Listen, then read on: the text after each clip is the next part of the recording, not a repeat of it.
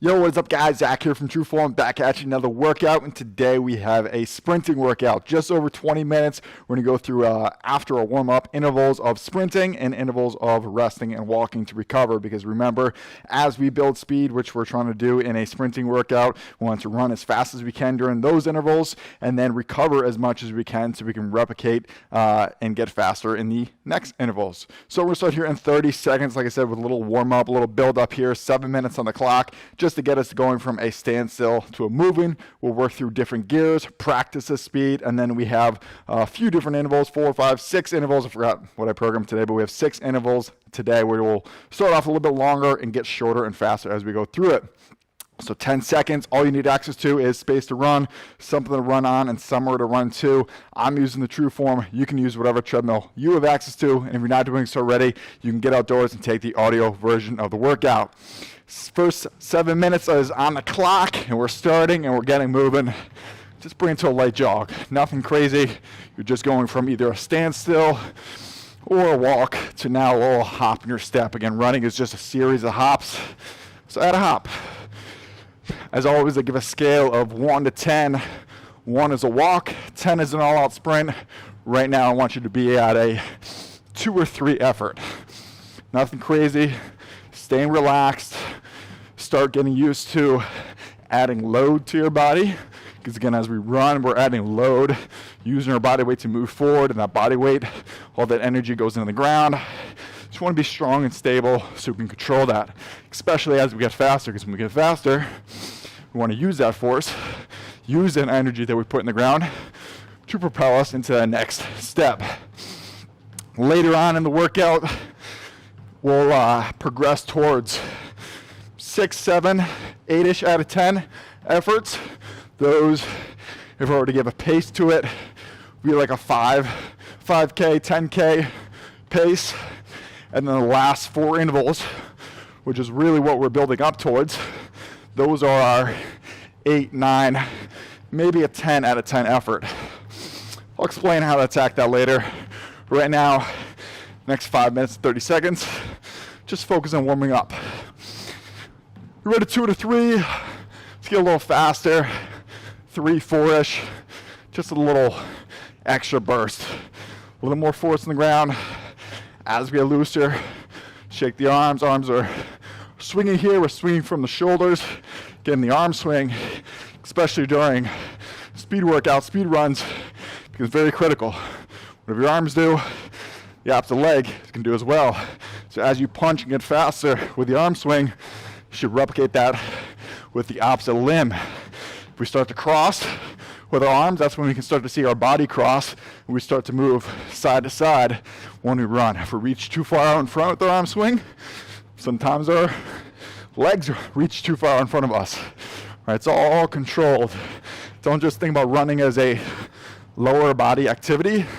There's a lot happening in the upper half, above the waist, that helps control and manage what happens below the waist in running and sprinting. Breathing here, get another notch, solid 4, if not a 5 out of 10. Looking down at my watch. If you have access to a heart rate monitor, all workouts are very useful to have access to a heart rate monitor, whether it's a wrist-based or chest rep. For the sprinting workout, we're going more on effort and more perceived effort, so that scale 1 to 10, than we are on a actual heart rate. But where a heart rate monitor comes in handy during a sprinting workout is seeing our recovery intervals. How well we can recover, how well we can drop that heart rate down from that max effort to now a normal breathing controlled pace. Because again, with sprinting workouts, we have that 1 speed interval, max effort, and to get faster, we want to either match that effort or get faster at that same distance. We get slower than that, something's going on. We're not necessarily building speed. There's a training principle from Charlie Francis.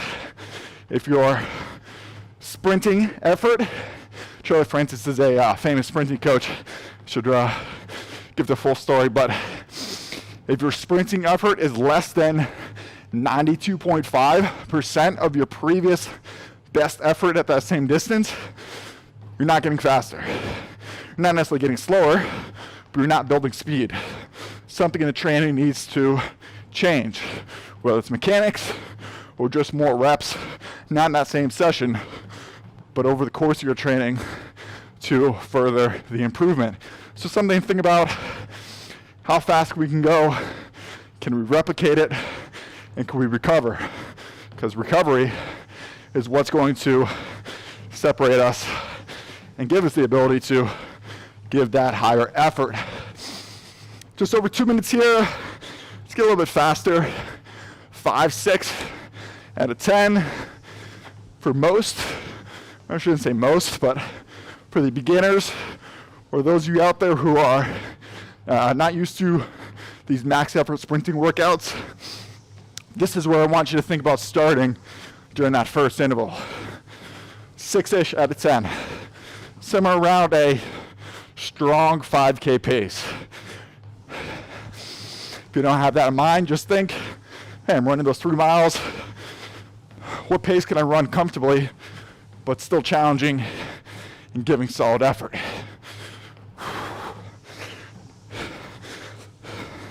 Let's actually bring it back a little bit. Bring it to a walk, recover it for a quick second here. We got 1:20. When the clock gets down to 1:10, so in 5 seconds, let's build up to a 10-second sprint. 6, 7, 8 out of 10. Here we go. 2, 1. Again, this is just a warm up here, but go from a standstill now to a faster pace. 6, 7, maybe 8 out of 10. Arms are swinging a little bit more. 2 and 1. Dial back. Give ourselves 5, 10 seconds here.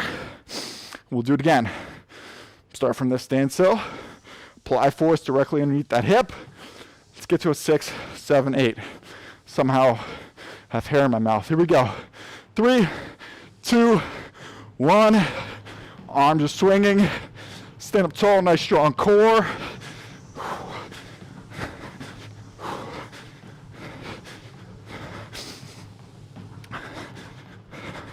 Few seconds here. 2 and 1. Dial back.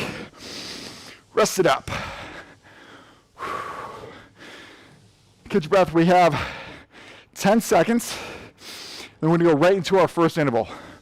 All right, it's going to be a 3-minute interval at a 6, 7, 8 out of 10. Let's get right into it. 2, 1. Here we go. So we just went from a warm-up to a let's extend what we did at the end of the warm-up. That's 6, 7, 8. So let's extend it over a 3-minute period. Let's see how far we can get, how long we can maintain this 6, 7, maybe an 8 for the advanced trainee out of 10 interval.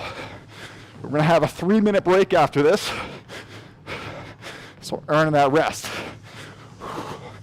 Arms are swinging not as much as a true sprint, but still hip to nip to shoulder range with that palm. So hip, your hand, you guys keep running.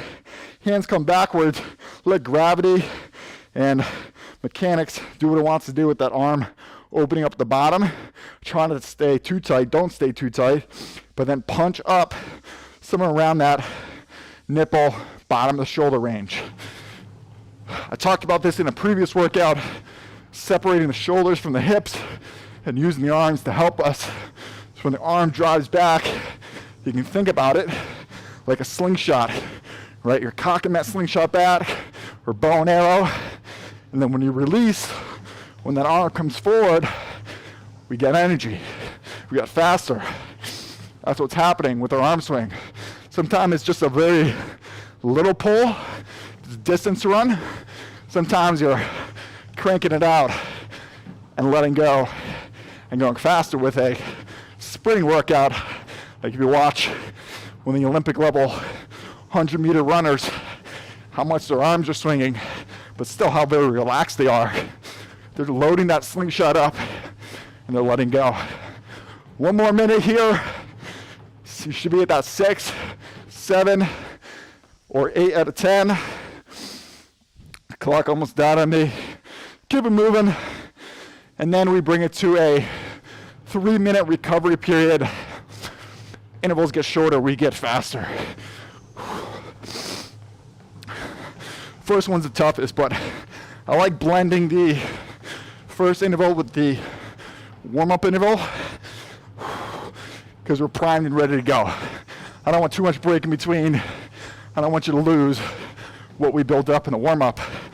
20 seconds here, but so I'm giving a little bit longer rest. 6, 7, or 8 out of 10, 5K-ish pace, maybe a little bit faster. Maybe for some of you guys and girls out there, you're running your mile effort, or mile and a half, 2-mile effort. Rest it up a little bit faster. That's why we play. It's a learning experience. 3 minutes on the clock. Get some water for myself. You guys and gals get water as well. And we gotta get moving. Whew. Make sure my clock is good. That was one interval. Like I said, we have 6 total, so one's already down. Next one, we just went for 3 minutes. Now we're going for 90 seconds. Minute and a half here, a little bit faster than what we just gave. So if you gave a 6 effort, try to bring to like a 7, maybe or 8. If you're at a 7 or 8, think about getting to a very strong 8. Not so much a 9 out of 10 because we have 4 intervals after this one where it really wants you to get faster. Kind of think about this workout, how to attack it if you're not doing so already.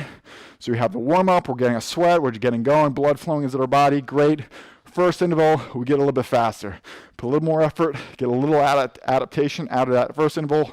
Now we fully recover. Now we know we're definitely ready to run pretty fast. We have one more that's a main set, but almost like an extended interval. I really want you to focus on the last 4. We're running that 8, 9, 10 out of 10 effort. It takes a lot of mental effort and physical effort to run that fast. So let's take the time to slowly build up. If you're at the track or outdoors and you're using this as a training run, think about the distance you covered. So we have 3 minutes on the clock. How far did you run? Then we're going to have a minute and a half coming up. How far can you get close to that same 3-minute interval? We're running faster, so you should not be running as far as you did during that 3-minute window, because we're doubling the time, but because you're running faster, you should get pretty close. And then after, we have 4 intervals at 30 seconds long. How fast can we match what we did in this round, this 90-second window, because we're running even faster? Something to think about, something to plan going forward. 30 seconds here, then we have 90 seconds of work. 7, 8-ish out of 10. This is the first workout of the new training cycle. Again, all of my training cycles use some combination of a sprinting, speed-based workout, which this is. Next one be more of aerobic-based. And then we have a longer distance training run. But we'll worry about those when we get to those workouts. Right now, we're just getting fast, having fun. 3 seconds here. 2, 1, 90 seconds on the clock. And then you guessed it, we'll have 90 seconds of rest coming up. Super. I was going to say something else, but let's go back to the way I program these workouts.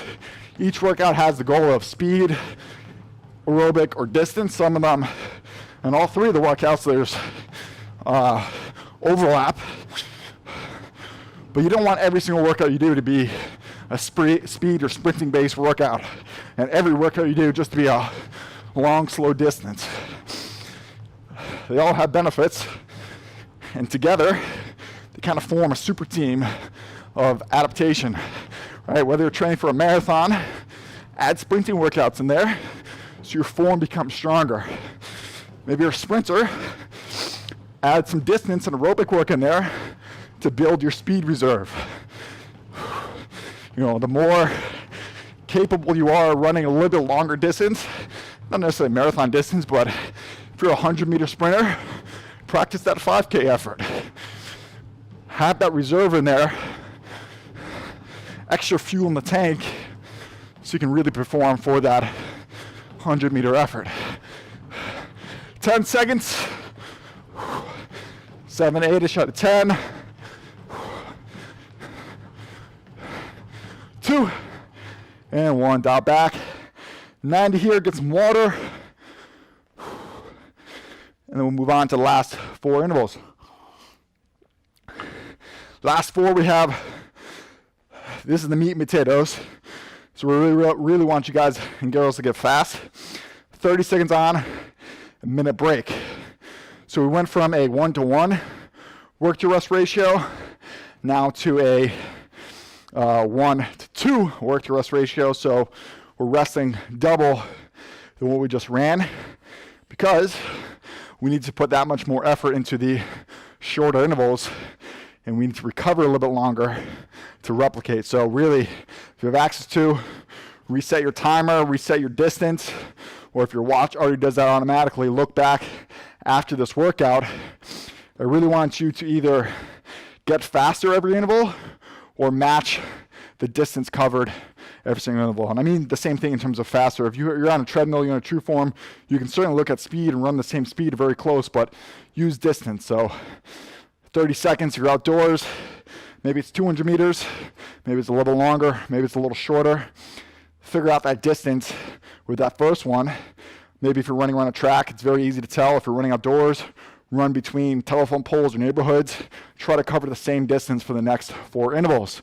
Here we go. First one, 3, 2, 1. We have 30 seconds on the clock. Now's the time. Get a little bit more arm swing. Definitely have that arm punch up to shoulder height, if not a little bit more. Knee up, toe up. We're applying force back down into the tread. Already more than halfway here. 9-ish out of 10.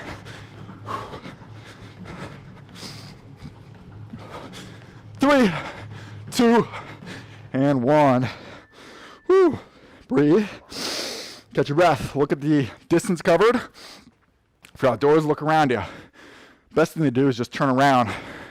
See if you can make it back to that starting line wherever you were. One thing to note too, I talk a lot. For those who take all my workouts know I talk a lot. I love to coach, love to educate. But these 30-second windows really shouldn't be able to hold a conversation or talk as much as I am. We're in that anaerobic, without oxygen, without the ability to conversate and really breathe. Very close to it. It's not a very true anaerobic, as I'm falling off the back of the treadmill. But if you're having a conversation, talking as much as I can right now, you're not going fast enough. Get a little bit faster. We have the rest built in. 1 down, 3 to go. Let's match our distance. 3, 2, 1. Let's go. 9, 10. 9 out of 10 or 10 out of 10. Run your best effort.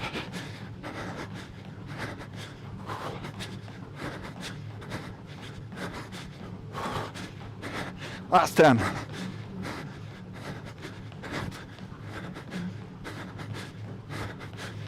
Two and 1. Dial back.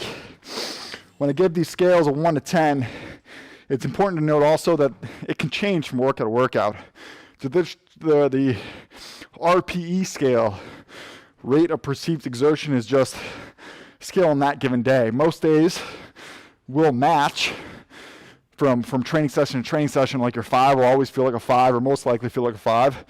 Your 10 out of 10 will most likely feel like a 10 out of 10. But as you improve and become a stronger, faster runner, better athlete, that 5 out of 10 effort pace you ran, it's going to soon feel like a 4 out of 10, right? You got faster, you're stronger, you can control more speed with a little bit less effort. So once you think about the 10 out of 10 effort, 9 out of 10 effort we're giving now is your best effort you can give today. It might be the same tomorrow or next week, but a few weeks from now, we should be getting better. Here we go. 2, 1, 2 down, 2 to go. Something to think about. So that's why it's always important keep track of your workouts. You ain't tracking, you're not progressing because you don't know where you're going. 15.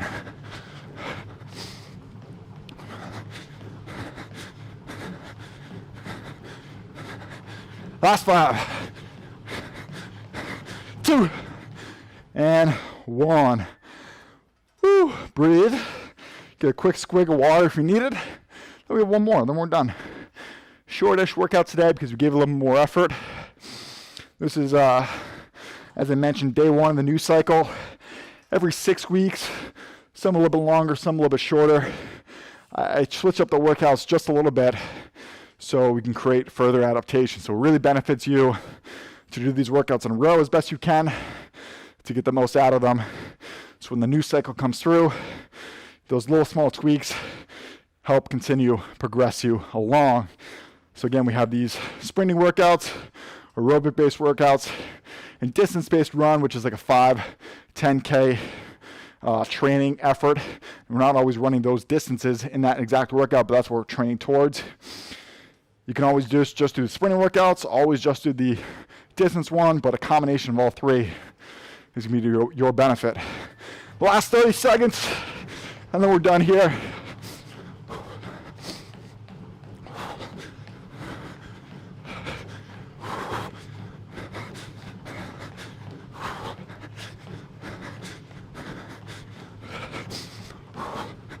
Last 10. Arms are punching, knees are driving. Stand tall.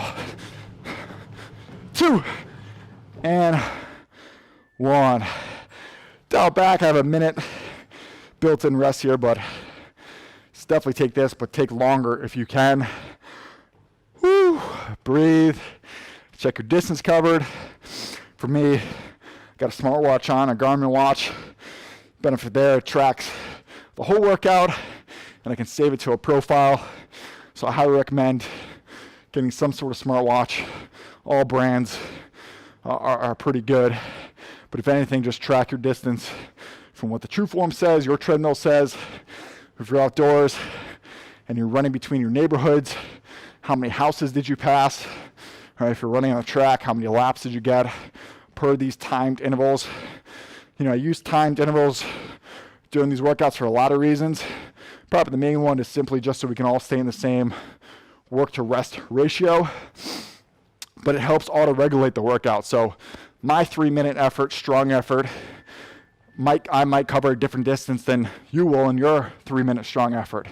You might cover the same distance, but maybe one day you feel really good and you got faster. Or maybe one day something else is going on in your life. Maybe you got poor sleep or stress is wreaking havoc on you a little bit. And so you get a little bit slower in those 3-minute efforts than you normally would. But it's right. It all averages out, because the next time we have a 3-minute effort where I want you to run at this 6, 7, 8 out of 10 pace, you have the opportunity to get stronger, opportunity to get better again.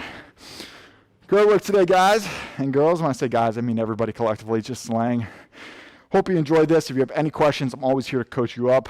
Zack_Nagle on Instagram, 𝗏𝗵𝗋𝗲𝘀, and obviously the comments down below. See you next workout. Peace.